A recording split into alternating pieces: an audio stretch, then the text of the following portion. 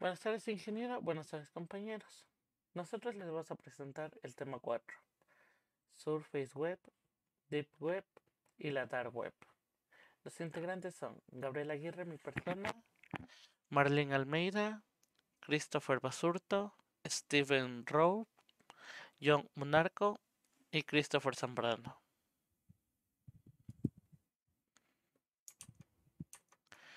Como introducción tenemos que la Internet es utilizado para realizar actividades cotidianas, tanto así como la navegación, búsqueda y también leer noticias, realizar compras en líneas o inclusive realizar el uso de las redes sociales, que todo el mundo tenemos actualmente redes sociales, como pueden ser Facebook, TikTok, Instagram o Twitter. A todo esto se le conoce como la red superficial o la Surface Web. Hay que tomar en cuenta que también las grandes organizaciones dependen de ella para realizar sus operaciones, tanto así como puede ser la comunicación con los clientes y también para realizar publicidad, tanto así que hasta los sofisticados motores de comercio lo usan para poder así expandir su mercado. Hay que tomar en cuenta que también se utilizan transmisiones de evento en vivo para poder transmitir todo el contenido a todo el mundo y que sea accesible para todos. Esos términos ayudan a diferenciarlo de la red profunda, que sería la Deep Web, que contiene contenido no catalogado, que a menudo está oculto en bases de datos y artículos de investigación, y también que está protegido por muros de pago. También hay que tener en cuenta de la red oscura, que sería la Dark Web, que requiere de software especializado para poder acceder a ella, y está diseñado para proteger el anonimato de los propietarios de esos sitios web. A diferencia de sus contrapartes, la Dark Web y la Deep Web, la Surface Web es verdaderamente abierta, con información indexada de manera conveniente y disponible para que los motores de búsqueda comunes la recopilen y sea presente para los usuarios en respuesta a las consultas que tengan o puedan realizar compras, investigaciones o en nuestro caso lo que más utilizamos redes sociales. A continuación seguiremos más específicamente lo que se va la Surface Web. ¿Qué es la Surface Web? La Surface Web hace referencia a la parte visible, que es para todo el público en general. Esto quiere decir que es a lo que todo el mundo puede acceder desde un navegador o desde una computadora que tenga acceso a Internet. A esta capa de la web pueden acceder mayormente a todos los buscadores, tanto como puede ser Google Chrome, Google, Bing, Yahoo, entre otros. Esto ya se usa más concretamente para realizar actividades cotidianas, tanto de búsqueda, como pueden ser leer noticias o poder realizar compras en Amazon, ya que muchos de nosotros hemos realizado compras en línea y mayormente hemos traído desde otras partes utilizando Amazon. También hemos realizado consultas en Google para satisfacer nuestras dudas o alguna necesidad. Y también lo que mayormente usamos son las redes sociales, que por lo visto todo el mundo tiene Facebook y casi siempre uno pasa en él. Características principales. Una de las características principales que tenemos de la Surface Web sería la indexación en el motor de búsqueda. Esto quiere decir que todo el contenido que está en la Surface Web está disponible para ser rastreado e indexado por motores de búsqueda tradicionales. Eso nos permite a nosotros, los usuarios, encontrar información de forma rápida y eficiente mediante el uso de consultas simples. Otra de las características principales sería que tiene un acceso universal. Esta puede ser accedida utilizando un navegador estándar, tanto como sería los predeterminados que ya tenemos instalados en cualquier computador, que sería el Google Chrome, el Mozilla Firefox o también el Microsoft Edge, que es el más utilizado actualmente. entre otros, sin necesidad de tener que realizar configuraciones o tener herramientas especiales instaladas. Otra característica son los protocolos comunes. Estos utilizan protocolos de comunicación ampliamente adaptados, como los que ya conocemos, que en este caso serían el HTTP y el HTTPS, que garantizan la compatibilidad y la seguridad básica en la transmisión de los datos. Otra característica que tenemos sería la estabilidad de las URLs. En este caso, las direcciones web de las URLs de los sitios en la Surface Web son muy estables, ya que están diseñadas para ser permanentes y nos ayuden a nosotros, los usuarios, la facilidad de la navegación y el acceso concurrente a recursos.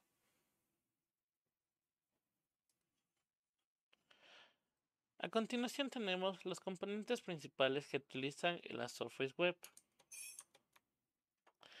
Como ya hemos mencionado anteriormente, una de las principales páginas que se utilizan en la Surface Web son las páginas web de comerciales.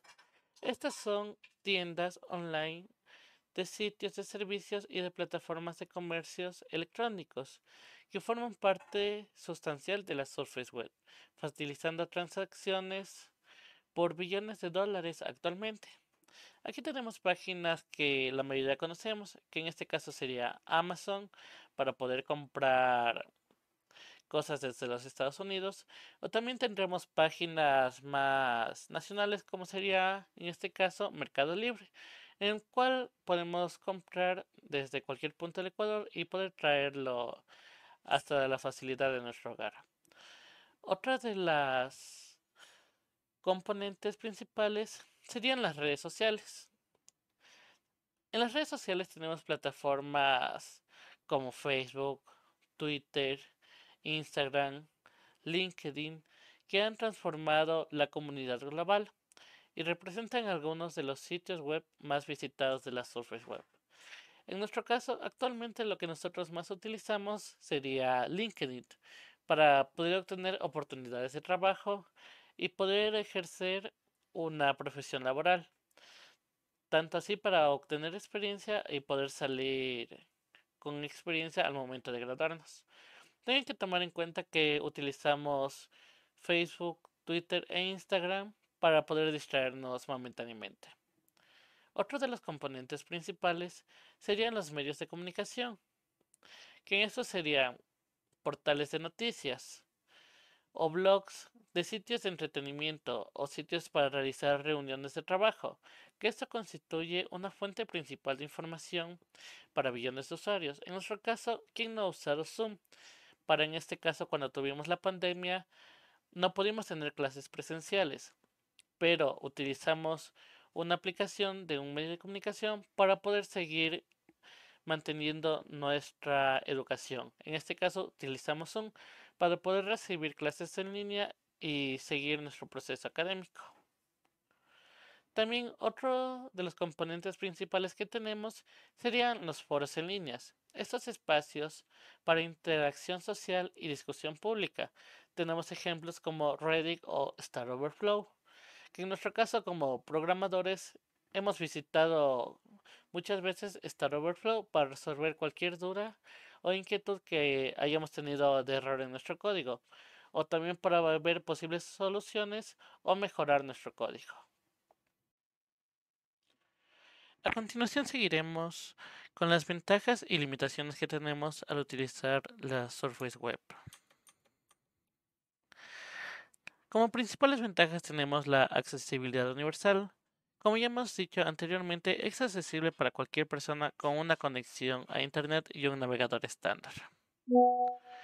La facilidad de uso también podemos decir que está diseñada con una interfaz intuitiva. Los motores de búsquedas y las plataformas web ofrecen una navegación sencilla que incluso para usuarios sin experiencia técnica puedan navegar fácilmente y obtener la información necesaria que estén buscando. También tenemos el sistema de seguridad y estándares. En este caso, en la seguridad utiliza protocolos estandarizados como HTTPS que garantizan la transmisión cifrada de datos y protegen la comunidad contra intersecciones no autorizadas. También tenemos la regulación y supervisión. La mayoría de los sitios en la Surface Web está sujeto a leyes y a regulaciones que promueven un entorno más seguro y responsable para los usuarios. La interconectabilidad global nos permite la comunicación y la colaboración instantánea entre personas y organizaciones de todo el mundo.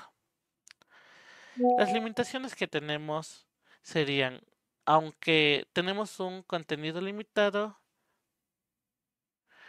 el contenido que encontramos en la Surface Web representa solo una pequeña fracción de toda la información que hay en línea actualmente, ya que muchos recursos están ocultos en la Deep Web o inclusive en la Dark Web, que están protegidos por restricciones de acceso. Otras de las limitaciones que tenemos sería una mayor exposición a amenazas de cibernéticas, que debido a su accesibilidad, la Surface Web es un objetivo fácil para atacantes que buscan vulnerabilidades en sitios o explorar la información de los usuarios a través de malware y phishing. Otra de las limitaciones que tenemos sería la saturación publicitaria. Muchos de los sitios dependen de la publicidad como fuente principal de ingresos, por lo que pueden resultar en una experiencia de usuario menos agradable.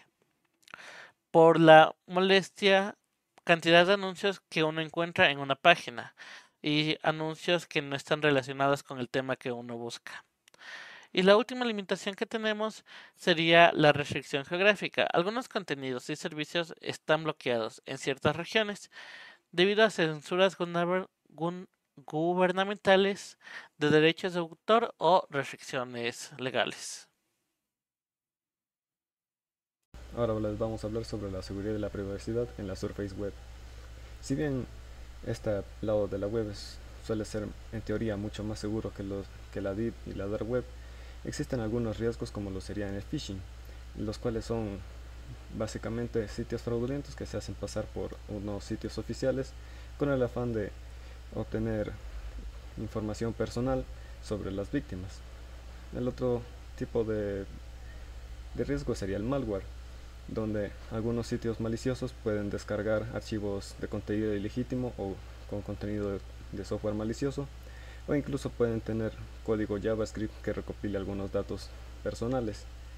Y por último tenemos el rastreo masivo, donde a base de tener muchas prácticas abusivas por parte de los sitios web y los navegadores, estos pueden recopilar datos muy personales de los usuarios, bueno, no tan personales sino más específicos. Sobre este último punto, además de las cookies, hay muchos otros tipos de datos en los sitios web y en los dispositivos que rastrean para ayudar a hacer un perfil e identificar al usuario. De esta forma, creando una huella digital, la cual incluye toda nuestra actividad web, desde los sitios web que visitamos, el tipo de conexión que utilizamos, el hardware, las configuraciones del navegador, el sistema operativo, hasta incluso las extensiones del navegador que tenemos instaladas. Entonces, con esta información los navegadores pueden realizar una huella digital, ya que aquí son capaces de distinguir a los usuarios en base a cada una de las pequeñas diferencias en las configuraciones, preferencias y comportamientos que tengamos cada uno de nosotros.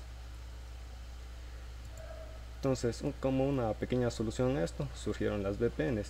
Y si bien pueden proporcionar herramientas para ocultar nuestra identidad en la web, esto no es del todo cierto, ya que una VPN puede suplantar la ubicación geográfica desde la cual parece conectarse al dispositivo, pero no puede alterar ningún elemento de nuestra huella digital, haciendo que igualmente nuestro navegador albergue información muy precisa sobre nuestra actividad y siendo de esta forma susceptible a su identificación. A esto tenemos que sumarle que muchas veces las VPNs guardan nuestras logs y la pueden utilizar para vender nuestros datos, y aquellas VPNs que no guarden logs o que se vendan con esta característica, pues no suele ser muy cierto, ya que depende mucho de las leyes que tengan los países donde estén alojados, donde muchas veces se les exige que ayuden con los logs para alguna investigación eh, requerida. Bien, ahora vamos con... Entonces, como ya vimos, ni los siquiera los VPNs pueden servirnos de mucha ayuda. Entonces, ¿cómo podemos minimizar un poco el rastreo?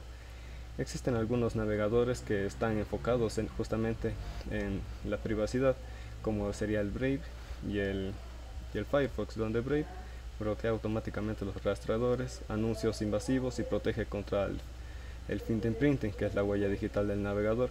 Además, permite la navegación en red Tor de forma nativa, con mayor, con mayor anonimato.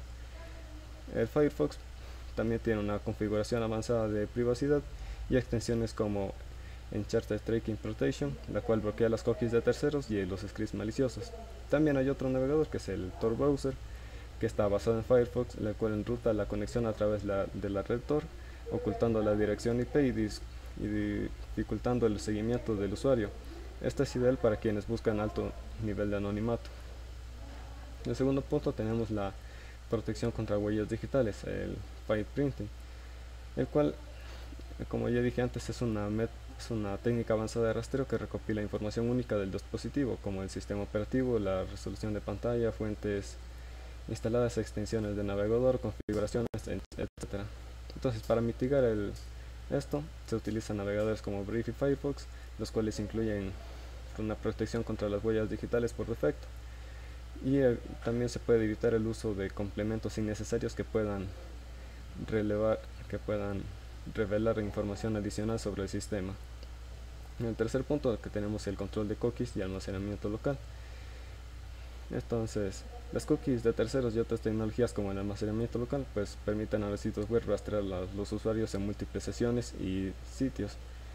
Para minimizar este impacto se puede desactivar las cookies de terceros desde la configuración del navegador, o también se puede utilizar extensiones como Cookie Auto Delete, la cual borra las cookies de los sitios web tan pronto como sean cerrados, o Privacy Badger, la cual es una herramienta que aprende automáticamente a bloquear rastreadores según el comportamiento del usuario. Como cuarto punto tenemos las redes privadas y el anonimato en la web.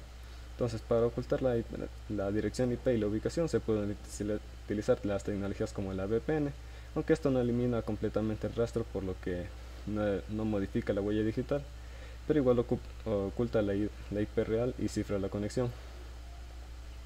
Luego también tenemos sitios como el Seal for Research, que los cuales proporcionan una navegación en entornos aislados para evitar exposición de datos personales.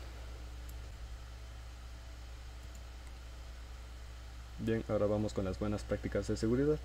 Una de las buenas prácticas de seguridad sería el uso de autentificación de dos factores, ya que de esta forma el mecanismo añade una segunda capa de seguridad adicional más allá de la contraseña, exigiendo un código único generado por la aplicación de Google Authentication o OTT, o enviando un SMS. Con esto, aunque el atacante tenga nuestra contraseña, no podrá acceder sin el segundo factor de autentificación. Ahora también tenemos el gestor de contraseñas. Se recomienda mucho utilizar un gestor de contraseñas como Bitwallet o LastPass, que permiten generar y almacenar contraseñas únicas y complejas en cada cuenta. Además, se recomienda cambiar estas contraseñas de forma periódica para evitar combinaciones obvias como, como fechas de nacimiento y nombres comunes. Además de que en cualquier caso de que se llegue a filtrar una base de datos, pues como nosotros la cambiamos, pues esta contraseña estaría desactualizada. Por último, tenemos el reconocimiento de sitios web seguros. Es importante verificar si un sitio web es seguro o no, y para esto podemos hacer una verificación rápida enviando el HTTP. Por ejemplo, si tenemos el HTTPS y no el HTTP, podemos ver que esta es una web segura, ya que de esta forma comprobamos que está cifrada. También podemos revisar la presencia de un candado en la barra de direcciones y hacer clic en los enlaces sospechosos enviados por correo electrónico o por redes sociales. Una técnica común, la cual es una técnica común utilizada en los ataques de phishing. Y por último tenemos el control de permiso de navegadores. Y es que muchas extensiones de navegador y aplicaciones web solicitan permisos innecesarios, los cuales pueden poner en riesgo nuestra privacidad. Entonces es importante revisarla y limitar los permisos que otorgamos a cada extensión, desinstalar las extensiones que no utilicemos y evitar instalar extensiones de fuentes desconocidas, ya que podrían contener malware o herramientas de rastreo. Muy bien, vamos a continuar ahora con lo que sería el subtema de lo que es la Deep Web. Primero vamos a definir lo que es la Deep Web. La Deep Web se refiere a la parte de Internet que no es accesible a través de motores de búsqueda que se utilizan de manera común, como pueden ser Google. ¿Sí? Esta sección incluye una vasta cantidad de contenidos que está protegido por contraseñas. ¿Sí? Es un espacio dinámico o simplemente no está enlazado entre otros sitios como tenemos en la web normal. Aquí debemos definir de que la Deep Web se estima que es mucho más grande que la web convencional, representando entre un 90 y un 95% del tamaño de todo la web. Entonces, entiéndase de que lo que nosotros usamos, redes sociales, páginas web que son comunes, que se pueden indexar, que cualquiera puede utilizar, solo representa el 5%. La Deep Web representa más del 90-95%.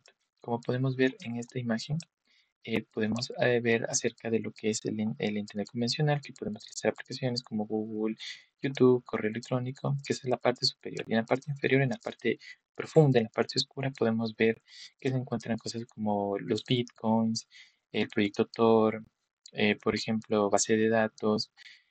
También podemos encontrar otras cosas como que un poco más negativas. Ahora, debemos conocer de que la Deep Web es un contenido que no está indexado, como base de datos privadas, archivos gubernamentales y otras áreas que no están públicas para el usuario de manera convencional o no indexada. Entonces, esta información eh, no es en sí mala. La Deep Web se ha estigmatizado que es un lugar malo, pero en realidad no lo es, a menos de que se refiera a la parte de la Dark Web. La Dark Web es una subárea de la Deep Web en la cual se encuentra la parte negativa, donde se pueden encontrar extorsiones, el crimen organizado, mercado negro, entre otras cosas. Pero no se debe tomar en consideración que la Deep Web y la Dark Web son lo mismo, cuando la Deep Web obtiene gran relevancia, sobre todo cuando hablamos de la Internet convencional, ya que estas dos tienen una conexión como tal y la Deep Web nos ha ayudado para muchas cosas que vamos a ver más adelante, ¿sí? Pero lastimosamente, al tomar en consideración de que la Deep Web es un lugar que tiene muchos privilegios, también se utiliza estos privilegios para hacer daño. Entonces, se debe tener mucho cuidado y esa parte donde se hace daño se le conoce como el enfoque de la Dark Web, que también se verá más adelante. Muy bien. Continuando, vamos a hablar un poco de lo que sería la historia de la Deep Web. La historia de la Deep Web comienza en los inicios del Internet, ¿sí? Sobre todo tuvo su mayor boom en los años con el Internet de los años 90. A medida que las redes se fueron expandiendo y fueron evolucionando, surgieron diferentes tipos de contenidos que no podían ser indexados por los motores de búsqueda tradicionales, ¿sí? Entonces aquí es donde se conoce este término de la Deep Web, el cual se apoda en el año 2020, en el 2001, ¿sí? Entonces, con el tiempo, el crecimiento fue creciendo de manera exponencial y este contenido ha llevado a un aumento significativo de la cantidad de información que se almacena en la Deep Web y que tiene conexión con la web normal, convirtiéndose en un recurso esencial para diversas aplicaciones. Dentro de la parte de la importancia histórica, tenemos que la Deep Web radica un papel muy importante, sobre todo en el refugio de información clave, información muy sencilla que es privada.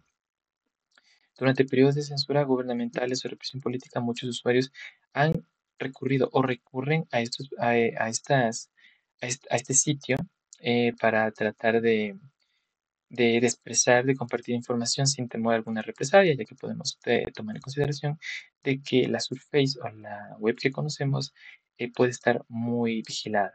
Entonces, muchos activistas, grupos se encuentran ahí y utilizan este medio de una forma de comunicación. Además que también la, la Deep Web, al ser la mayor cantidad del Internet, esta abarca lo que serían bases de datos de gran volumen. Entonces es muy importante, como lo dije previamente. A medida que el Internet ha ido evolucionando, la relevancia de la Deep Web como un espacio seguro para el intercambio de información ha seguido creciendo, ¿sí? Tenemos por qué la existencia de la Deep Web. Las necesidades de la privacidad y la seguridad, ¿sí? La existencia de la Deep Web responde a una necesidad fundamental de privacidad y de seguridad en el acceso a la información, ya que muchas personas utilizan esta parte del Internet para proteger sus datos personales y mantenerse de forma anónima al momento de navegar. Esto es especialmente relevante en contextos donde las libertades civiles pueden estar amenazadas. También la capacidad de acceder, por ejemplo, a sitios y no ser rastreados. Permite, obviamente, una comunicación libre y se pueda compartir información sin temor a algún tipo de represalias. También, como lo dije previamente, eh, para proteger información importante, por ejemplo, información financiera, gubernamental, información médica. Ahora, la información no indexada y su relevancia, ¿sí? La relevancia de la información no indexada en la Deep Web es significativa debido a que muchos recursos críticos, como lo dije previamente, bases de datos académicos o archivos gubernamentales, están diseñados para ser accesibles solo a través de autenticación o algún tipo de suscripción específica, para que cualquiera no lo utilice. Como por ejemplo tenemos archivos académicos como JSTOR o Elsevier, que son repositorios académicos, algunos son de pago, y que obviamente mantienen estas bases de datos de información académica muy seguras. Tenemos las características de la Deep Web. Dentro de las características de la Deep Web tenemos el tamaño y el comportamiento de la web superficial. Como lo dije previamente, sabemos de que la Deep Web, como se puede ver en esta imagen, representa entre el 90 y el 95%. Entonces, es como quien la que abarca mucho más. Y en estudios recientes se conoce de que entre un 400 o 500 veces es mucho más grande que la web convencional. ¿Qué tipos de contenidos están disponibles en la Deep Web? Tenemos bases de datos académicas, archivos confidenciales gubernamentales, servicios financieros y médicos protegidos. Tenemos plataformas privadas como sistemas de intranet corporativos. También contenidos dinámicos que se generan en tiempo real, como búsquedas internas y filtros personalizados. Tenemos también lo que son los contenidos que se encuentran en la Deep Web. Tenemos lo que son bases de datos académicas, archivos gubernamentales y el contenido privado, ¿sí? Dentro de lo que sería dentro de lo que serían los bases de datos académicas, por ejemplo, los ejercicios que había dicho, que son JSTOR y Springer, que para estos accesos se necesita una suscripción para poder acceder a los beneficios que se obtiene. También se encuentran archivos gubernamentales, como por ejemplo declaraciones fiscales, y esto es un registro propio por cada ciudadano. También tenemos redes sociales y correos, como Gmail, Instagram, que son credenciales personales. Aquí, en redes sociales, hacemos una aclaración, ya que nosotros en la web normal podemos acceder a estas redes sociales como tal, pero la información que almacenan estas redes sociales, como nuestros correos personales, la información privada, pues obviamente esta es la que se mantiene dentro de lo que sería la Deep Web, la información de las bases de datos de esta información. Bien, ahora hablemos acerca del acceso a la Deep Web. Para acceder a la Deep Web no se necesitan herramientas complicadas, pero lo más importante es de que si uno ya obtiene, como quien dice, la posibilidad de acceder, necesita usuario, contraseñas o autentificarse. Herramientas y software que pueden ser utilizados, como por ejemplo tenemos navegadores como Chrome, Firefox, que nos sirven obviamente para acceder a estos espacios. También aplicaciones especializadas para lo que serían bases de datos, como ya lo he mencionado antes. También buscadores internos, como por ejemplo la barra de búsqueda dentro de Amazon. Y también debemos mencionar una curiosidad importante, ¿sí? Las personas interactuamos con la Deep Web sin conocerlo, ya que por ejemplo al utilizar, como lo dije, con el correo, nosotros accedemos a nuestros correos y esos correos se encuentran en una base de datos que está en la Deep Web. Por ejemplo, cuando estamos también en la banca en línea del banco, nosotros accedemos a la información personal, a nuestra información personal, nuestros movimientos y el dinero que tenemos. Y esto se encuentra en una base de datos privada, la cual solo la tiene acceso el banco y cada usuario.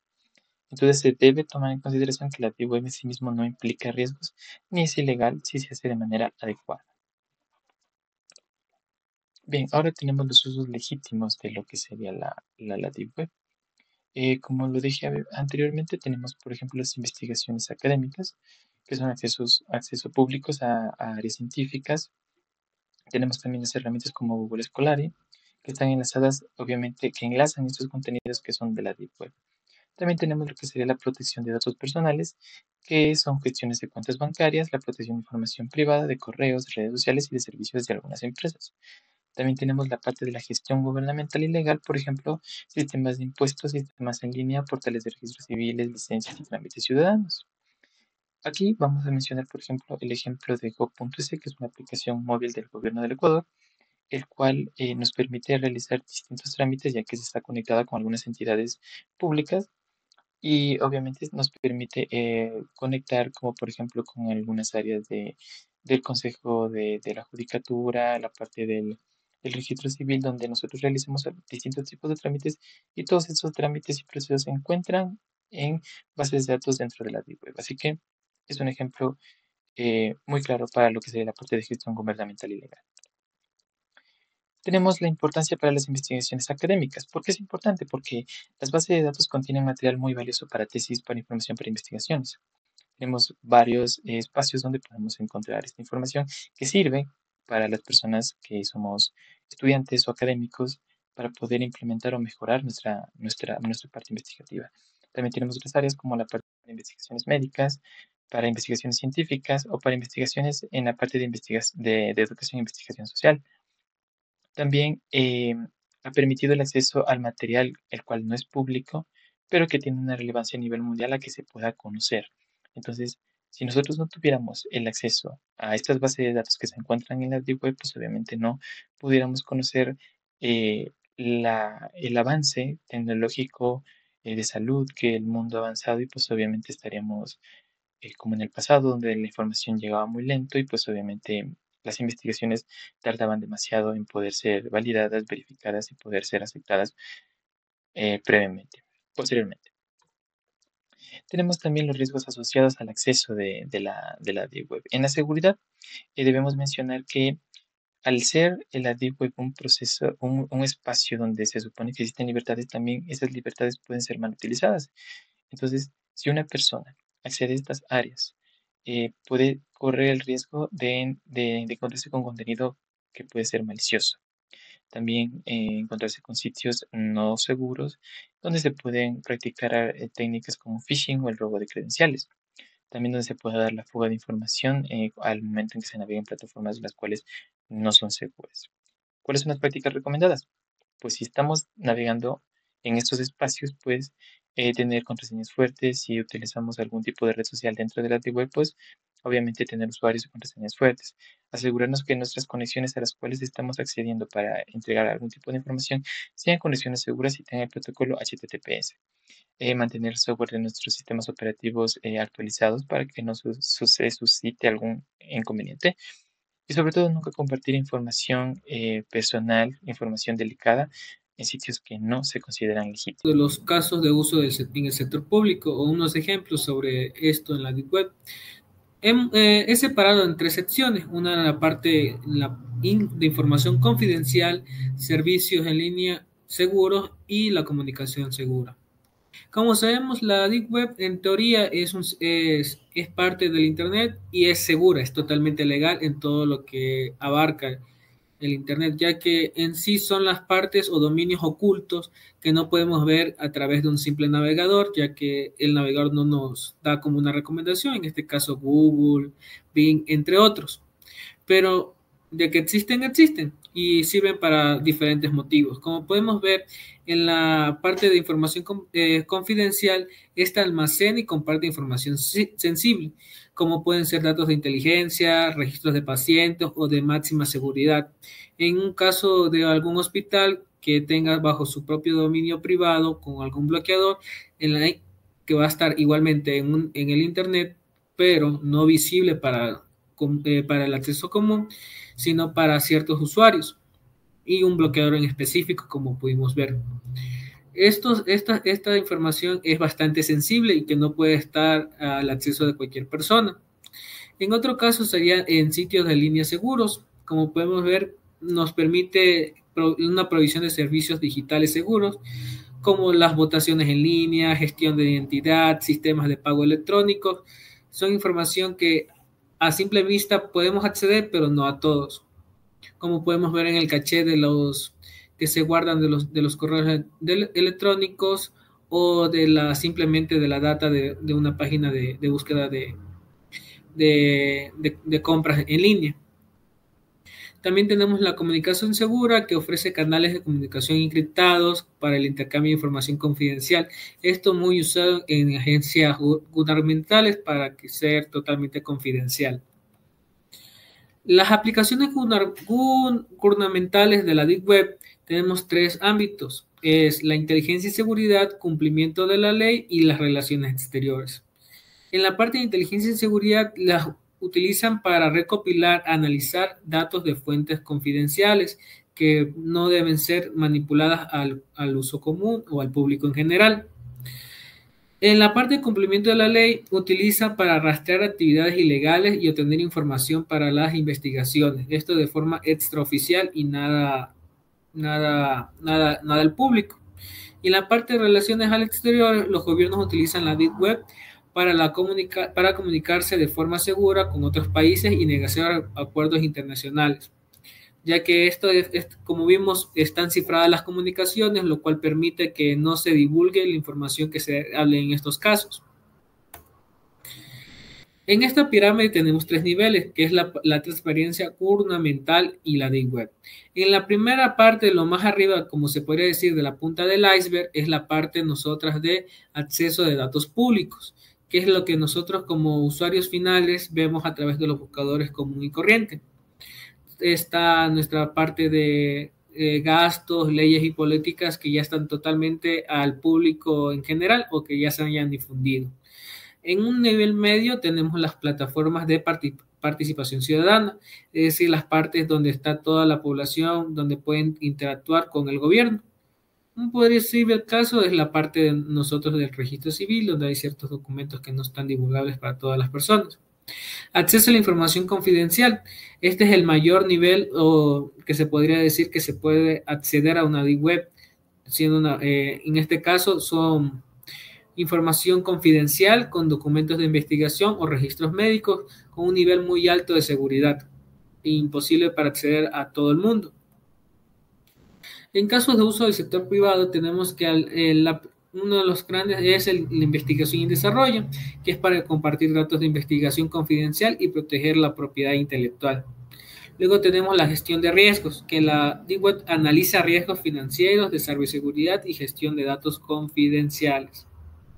En la parte de marketing y publicidad, tenemos que la Deep Web permite a las empresas realizar una investigación de mercado para probar campañas de marketing que no están listas para lanzarse al público. Y como último dato tenemos que el acceso a la información es confidencial a través de la Deep Web. En estos casos, como pudimos ver que los datos médicos son confidenciales por la delicada información que se maneja entre ellos en la parte de confidencialidad de cliente-paciente.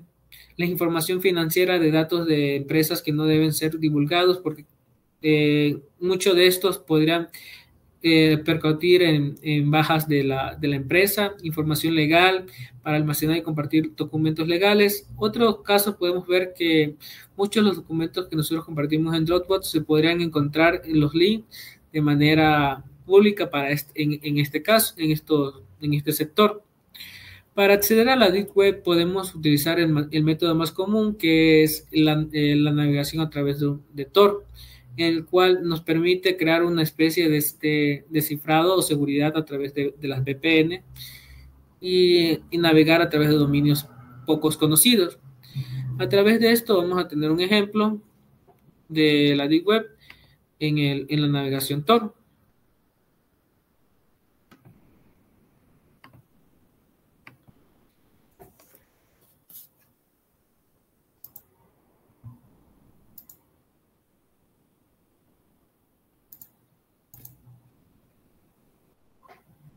Descargando el navegador Tor podemos realizar una navegación un poco más segura a través de estos enlaces.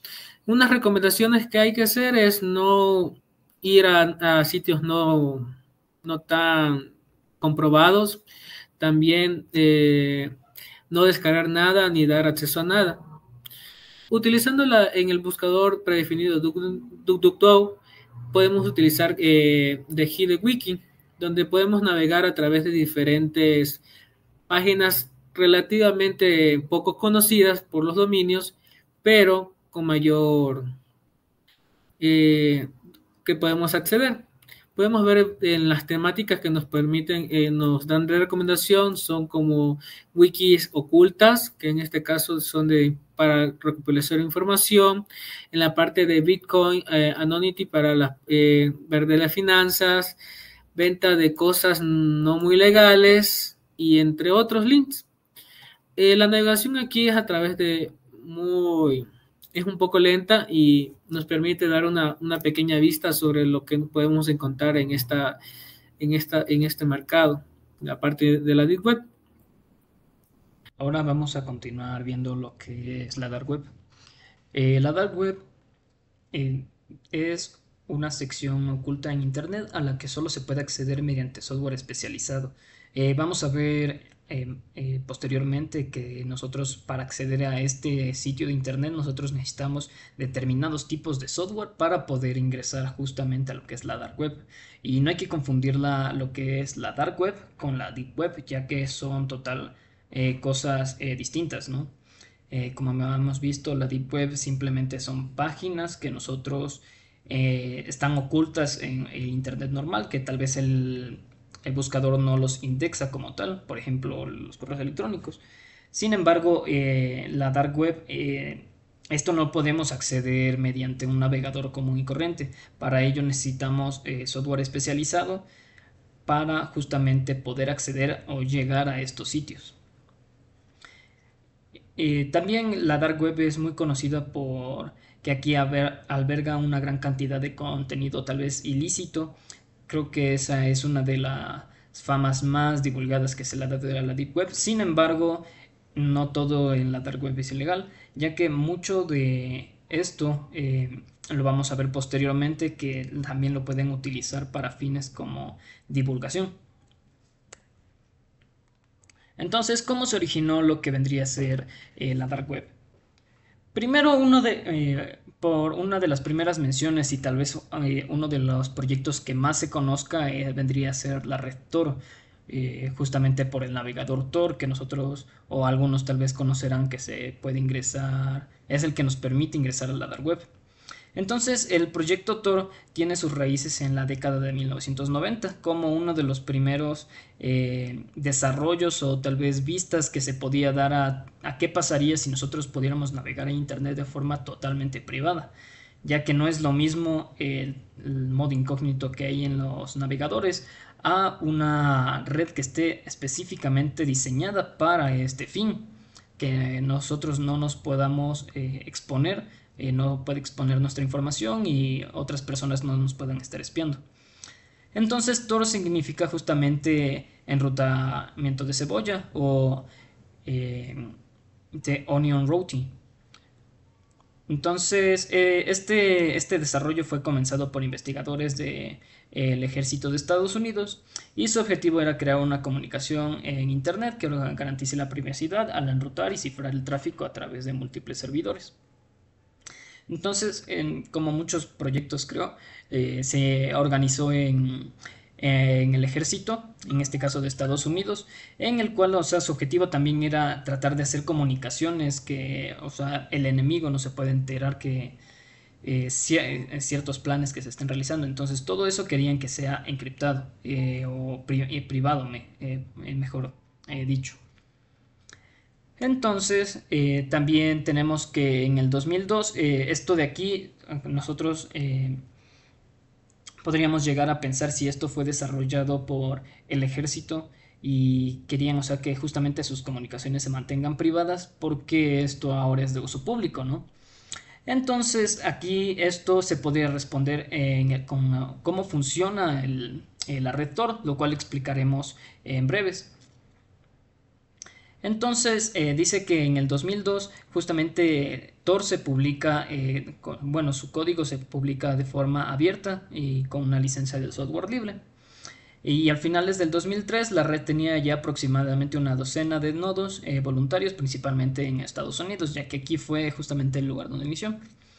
Luego, con el tiempo que esta red comenzó a ganar popularidad, en el 2008 vieron justamente la necesidad de implementar un navegador el cual facilite el uso de esta red, ya que entre más nodos tenga esta red, va a ser mayor la privacidad que uno pueda llegar a tener.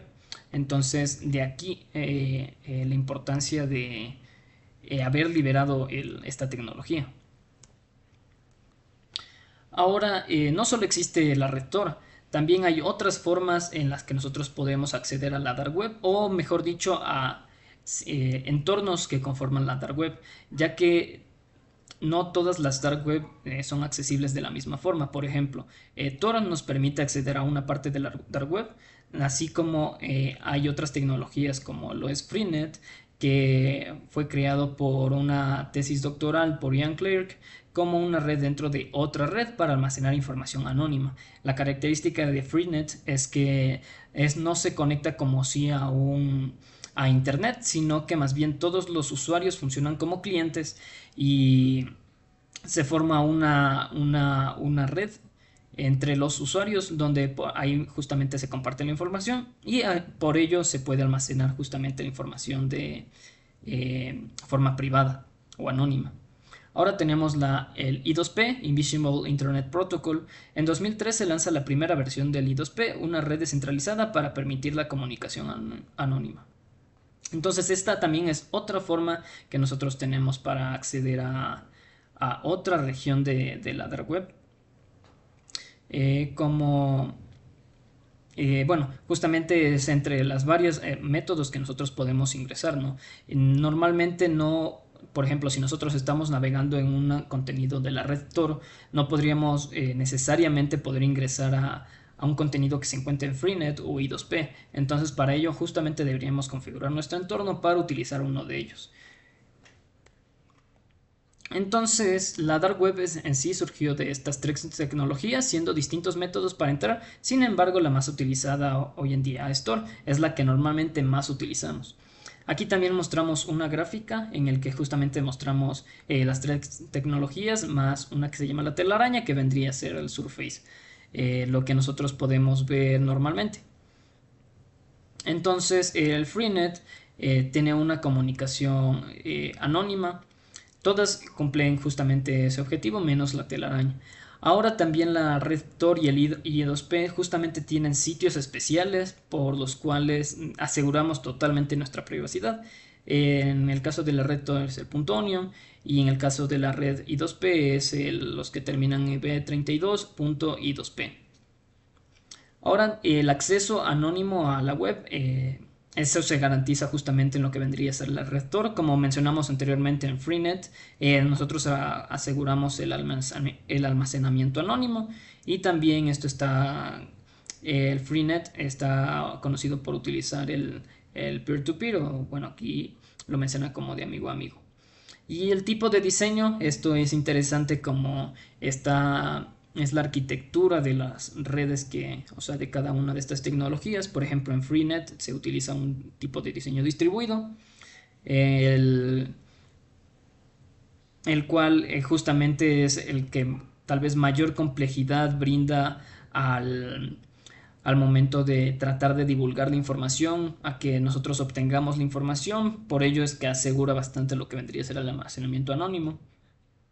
Por otro lado, el I2P y el Tor utilizan una arquitectura descentralizada, la cual es un poco más segura que en otros casos, ya que en la web normal se utiliza mucho lo que vendría a ser centralizado, ya que nosotros ingresamos al ISP y el ISP nos comienza a redirigir a donde nosotros queramos.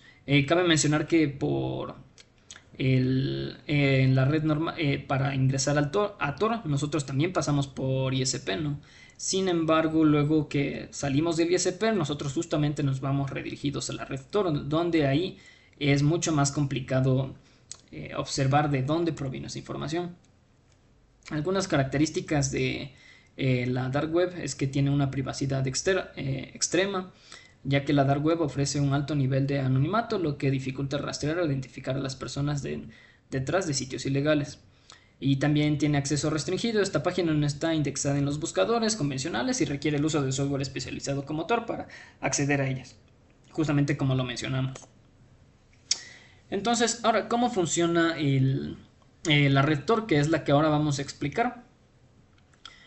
Primero tenemos que entender cómo funciona las claves, la encriptación asíncrona, donde nosotros tenemos una clave pública y una clave privada. Ahora aquí a la derecha nosotros podemos observar estos 9 servidores que se encuentran en medio para la comunicación. Al inicio tenemos como decir nuestro cliente o nosotros como usuario que queremos acceder a un servidor de salida. Entonces esto es a cuando nosotros queremos comunicarnos fuera de la red Tor, ¿no? Entonces todo comienza desde que nosotros vamos a querernos comunicar con el servidor. Esta información siempre deberíamos mandarla cifrada por HTTPS. Y ahora el primer servidor de la red Tor con la que nosotros nos encontramos se va a llamar servidor guardián. Y el último servidor por el que va a salir de la red se va a llamar servidor de salida. Entonces el servidor del guardián tiene la característica que él conoce el camino que seguirá la información o nuestra consulta que queremos hacer para llegar al servidor final. Y el servidor de salida va a conocer la información, pero no de dónde va a provenir esa información, ¿ok? Entonces, en el servidor guardián ya conoce el camino que va a seguir. Ni bien cuando llega la información ahí, el servidor ya sabe por dónde va a ir todo el mensaje, el recorrido.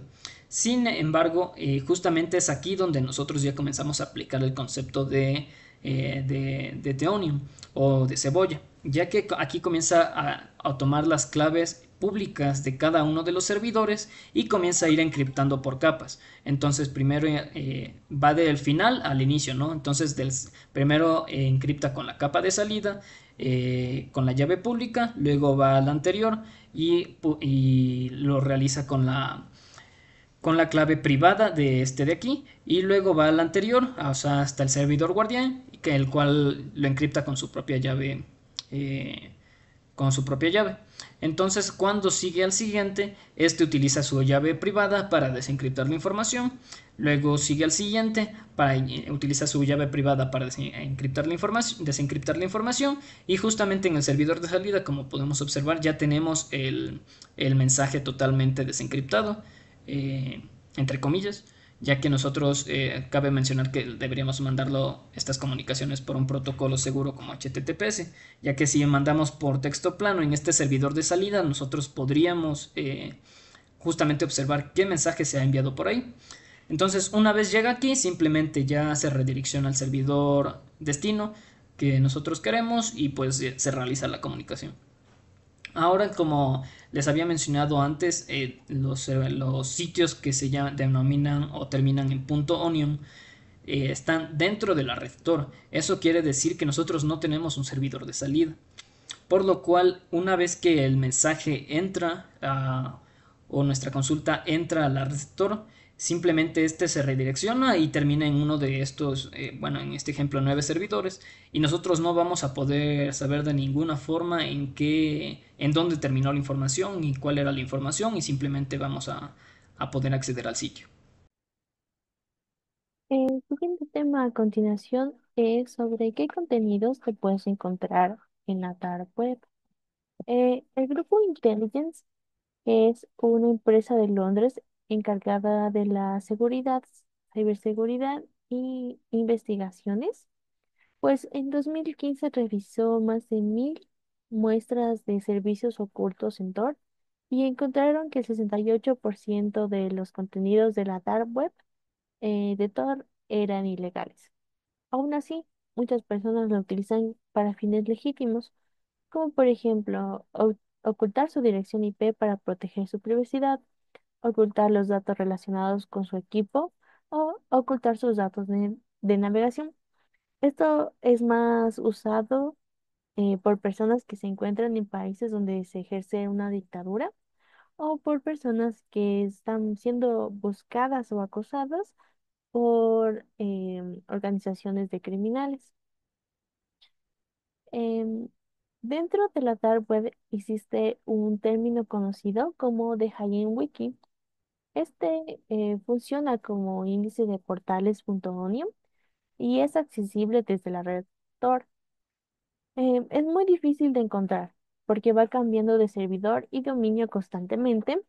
Aún así, Si se llegara a encontrar, no se puede acceder a todo porque se restringe el tráfico con diferentes sistemas de protección y en ocasiones es necesario una invitación para poder tanto acceder a The Hidden Wiki como a los enlaces .neon más ocultos y escondidos dentro de la dark web. Em, Aquí existen diferentes categorías que se pueden encontrar. Una de ellas son los servicios financieros. Financieros. Aquí nos habla sobre el blanqueo de bitcoins, cuentas de PayPal robadas, falsificaciones de monedas, de billetes, clonaciones de tarjetas de crédito, de débito y entre otras cosas. Otra categoría importante y que es muy usada dentro de la dark web son los blogs y foros, pues estos están vinculados a servicios de compra y venta, activismo, el intercambio de imágenes de todo tipo y como chat grupal dentro de las personas de la dark web compartiendo temas, ya sean, bueno, dentro de la dark web se manejan muchos temas de lo que es principalmente de pornografías, drogas, asesinatos, secuestros y sin fin de otros temas más. También existe lo que es el activismo político. Aquí es para el intercambio de archivos censurados, activismo y páginas de magnicidios. Los magnicidios nos hablan sobre la muerte o las posibles muertes, pues de personas importantes o de altos rangos. También existen los que son las páginas eróticas, que son las más populares, y dentro de estas existen no solo páginas, sino enlaces que te llevan hacia contenido de videos y de fotos eh, con con temas sexuales. Otro también son los secretos de Estado, que son lugares para poder publicar secretos, filtraciones relacionadas con los servicios de inteligencia de cada país. También existen los servicios comerciales, conocidos principalmente como los mercados negros, o también existen mercados de explotación sexual, de venta de armas, de drogas, de documentaciones falsas, de bitcoins, o también pues el mercado de personas. Em, Otro apartado también son apartados de anonimato y seguridad. Este más se centra en dar así instrucciones para poder mejorar la privacidad en Tor, sobre todo relacionado en la venta y otras acciones de los que son con criptomonedas. Otro apartado importante que se encuentra dentro de la dark web se lo denomina como bolsa de trabajo para los ciberdelincuentes. Pues nos habla de que existen páginas en las que los ciberdelincuentes se promocionan para llevar a cabo actividades a cambio de dinero. Eh, existen términos conocidos como renta hacker, que nos habla sobre que vamos a rentar a un informático con su supuesta experiencia de ingeniería social y hackeos ilegales. Ofrecen ataques de DDoS, exploits de día cero, troyanos, phishing, entre otros, a cambio de dinero que van a partir siempre desde los $200 o euros hacia adelante. Em, También lo que se llama otro término es hacker for hire. En este caso, nos habla sobre páginas propias de los ciberdelincuentes, en los cuales aquí desglosan sus servicios y qué precios tienen estos servicios. Comúnmente dentro de esto se encuentran lo que es hackear un servidor web, ya sea VPS o hosting, hackear un ordenador personal, hackear un perfil de redes sociales, desarrollar spyware, localizar a alguien o investigar a alguien. Estos van principalmente desde los $50 o euros hacia adelante y tienen un gran valor comercial. Y también cabe destacar que no solo existen bolsas de trabajos para ciberdelincuentes, sino dentro de la dark web existen también temas para contratar sicariatos em, y personas para hacer algún tipo de trabajo. Otro punto importante que se encuentra son los mercados online. En la dark web existía un mercado que se llamaba Skillroad, Pues este era uno de los mercados más famosos de Tor y fue conocido desde el 2011 como el Amazon de las drogas. Sin embargo, el FBI encontró los servidores de la tienda y los cerró. Después de esto se creó el Skill Road 2.0, pero tuvo el mismo destino que el anterior, fue cerrado por el FBI. En la actualidad, el mercado de la dark web más grande es Agora y el segundo es Evolution. El proceso para registrarse en estos mercados, no solo en Agora y Evolution, es bastante similar. Em, pues no nos hacen añadir un email, basta con poder elegir el nombre de usuario, una contraseña y el PIN que se deba, y un PIN que se deba recordar. Dentro de los artículos más vendidos, dentro de los mercados online podemos encontrar lo que son los narcóticos y las drogas, armas y municiones, artículos fake, ya sea réplicas de artículos de ropa, tecnológicos o también falsificaciones en cuanto respecta a datos personales como cédulas, visas, pasaportes y entre otro tipo de cosas. También existe apartados sobre ventas de cuentas premium de diferentes plataformas, ya sea de streaming, de música, de video y hasta de videojuegos. Otro apartado que se encuentra también nos habla sobre las bibliotecas y teorías. Una importante que ha existido se llama Parasite. Actúa como un portal o índice proporcionando pues el acceso a varios enlaces.onion, pues relacionados tanto como con temas oscuros, controversiales o con teorías, pero a su vez también pueden contener información que pueden incluir herramientas y recursos técnicos para hackers, documentación sobre privacidad, anonimato y seguridad informática, o a su vez contienen enlaces a otros sitios dentro de la dark web para seguir navegando dentro de los enlaces .onion. Otro término importante que se encuentra es el llamado Onion Chat. Esto nos hace referencia a los foros o tablones de imágenes, pues está inspirado en plataformas populares como lo es 4chan, pero está adaptado al entorno de la dark web, ofreciendo así un nivel de anonimato mucho mayor y aquí el contenido a menudo es mucho más extremo. Eh, Dentro de los temas principales que se pueden abordar dentro de los foros o que son más conocidos, hablan sobre cómo hacer gases lacrimógenos caseros, cómo fabricar bombas, cómo cortar un cadáver para el consumo humano, 22 maneras de matar a un hombre con tus manos, o, o se pueden encontrar muchos temas principales relacionados a los que son abuso sexual, pedofilia y contenidos sexuales. Pero, ¿qué riesgos qué riesgos nos vamos a encontrar cuando nosotros entremos a la dark web? Existen varios. Los principales son los riesgos de malware y exploits, pues ya que muchas de estas páginas dentro de la dark web contienen scripts o descargas maliciosas, pues esas están diseñadas para poder infectar los dispositivos con malware, con troyanos, con ransomwares o keyloggers. También otro riesgo son los fraudes y estafas que se existen aquí, pues ya que muchas de estas ofertas, ya sea en enlaces.onios o dentro de los mercados online que existen aquí, pues muchas llegan a ser fraudulentas pues su objetivo simplemente es robar las criptomonedas de los usuarios o en sí sus datos personales.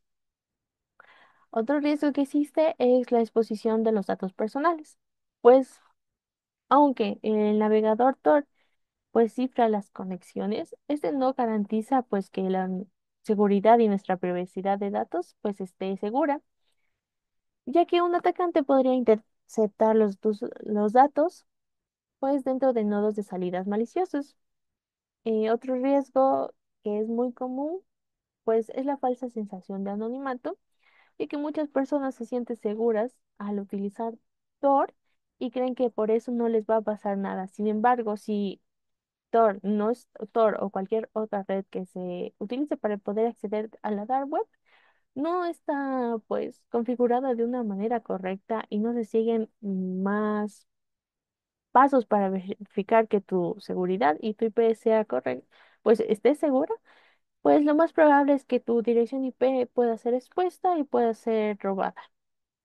Y pues ya que Tor pues es el navegador más usado para poder acceder a la dark web, tiene una vulnerabilidad bastante peculiar y la que más riesgo nos trae a cada persona que accede dentro de esta. Esta vulnerabilidad son los ataques de correlación de tráfico.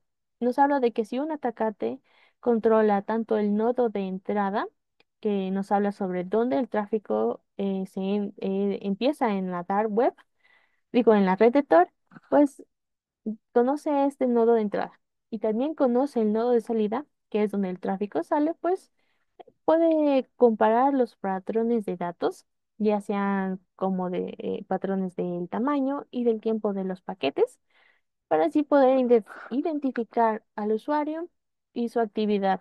Así pues rompiendo el anonimato y exponiendo tu dirección IP para que cualquier em, ciberdelincuente pues pueda acceder tanto a tu IP como a tus datos personales de tu computadora y presenta uno de los mayores riesgos que se encuentran dentro de la dark web.